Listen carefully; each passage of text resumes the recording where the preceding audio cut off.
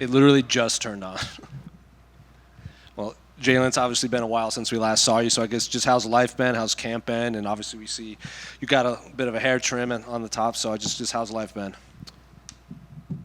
Life has been a roller coaster. Definitely a roller coaster. I don't like roller coasters, but it's been one, and I'm riding a good wave right now, so it's all good. What do you mean by roller coaster? Is that just stuff outside of the fight game? Outside, inside, revolving around it. Like not too much. I don't really like speculate on, but just give you a gist. Like yeah, I've been going through it.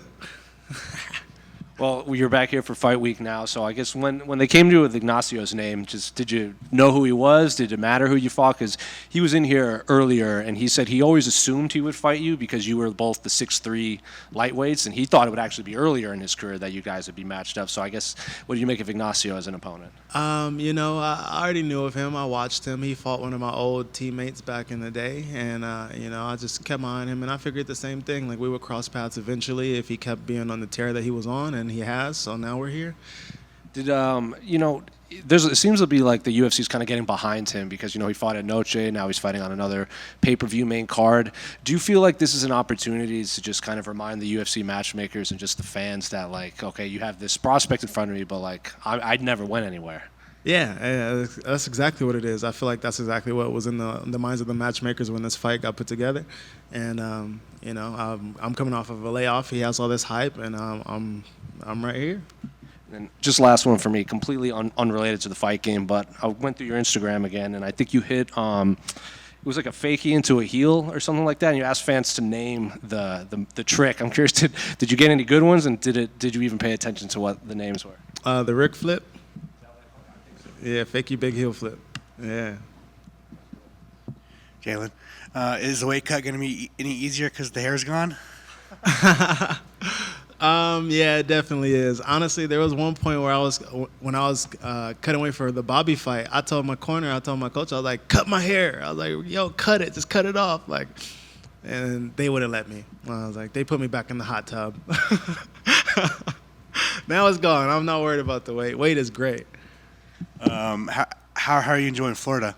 Oh, Florida's nice, man. I love it out there. Yeah, I love it. Love the humidity. Love being by the beach. Like Florida's real nice. I love politics are good too. Get to carry without like worrying about licenses and all that crazy stuff. So yeah, it's cool. A lot different than California? A lot different than California, but I love California. That's my home, and I will be back there one day. So yeah.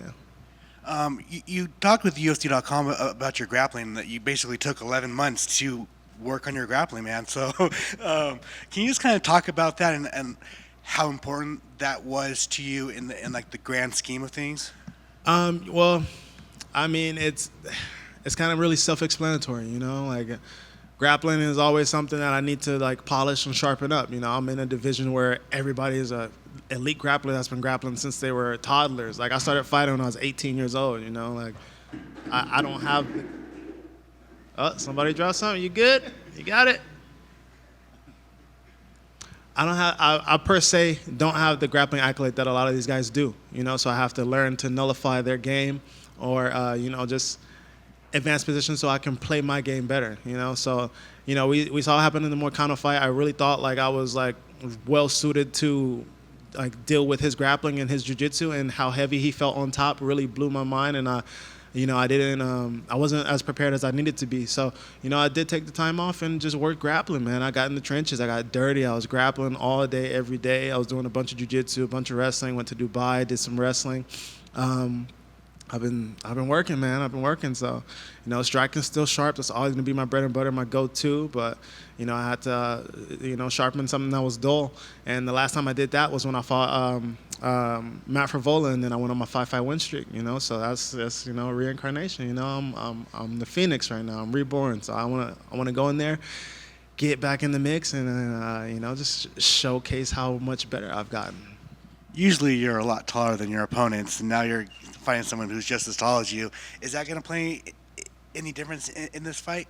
Yeah, I like fighting the taller guys, but it's a change. It's a big change, because like shorter guys are really explosive. Like they have to work to get in, so I have to explode to get in. And I feel like I'm not gonna have to worry about that too much this fight, but I'm gonna have to worry about being in certain positions where he can touch me or where I think he can't touch me. So that's the game right now. But I feel like I'm gonna have to fight a little bit backwards than I usually do. I'm okay with that. I've been doing it all camp, so I've been working on it, and everything's good. Everything's seaming up.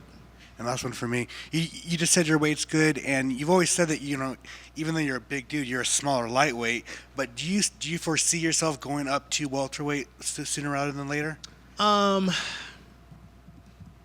Honestly, I don't. Like I don't foresee it, but it just depends on the trajectory of my career. Like I would entertain going up on like maybe a short notice one day, maybe like a few years from now, but like for now that's not even in my mind. Like I'll entertain the question like and answer it, but not in my mind. Thanks, man. Of course. Jalin, to your right over here. You're back in Las Vegas, the return of T-Mobile Turner. You seem to fight here a lot. So usually anytime someone fights here on big cards, it frequently means that the promotion likes counting on you. And I know the promotion is probably heavy on his stock, but I feel like they're still heavy on your stock and what you bring to the table for the live experience for a fan. So what's it like from your point of view, being someone who usually gets the nod to be on these fun cards? Oh, man. The UFC's always like backed me. They always put me on the big cards, and they always know when my name gets put on any card, like I'm gonna go and perform and put on a fight. So I may not be the biggest talker, I may not be like have the most showmanship, but when I get in that octagon, I'm gonna go fight, and they absolutely know that, and they absolutely know that fans love to see me fight. Hey, Jalin over here. To follow up on that, having made so many trips to fight out here at the T-Mobile, I'd assume you have quite the routine now when you have fight week in Las Vegas. Can you let us into a little bit of what your typical fight week looks like out here? Man, Vegas is dang near my second home, man. Like I'm gonna have to move out here soon. But this fight week's been different. This fight week my routine has been completely different because my weight was really good, I got to enjoy more things. I was out hiking in nature a little bit more. It's been fun. It's been fun. I've been gone for almost a year, man. I just came back and I just wanted to soak up every moment of this. Being in front of here, talking to you guys. Like, I gotta realize, like, I'm about to be 30. I'm not gonna do this for too much longer in my life. So I just want to enjoy as much of it as possible and just soak up every single moment because it's gonna be gone one day.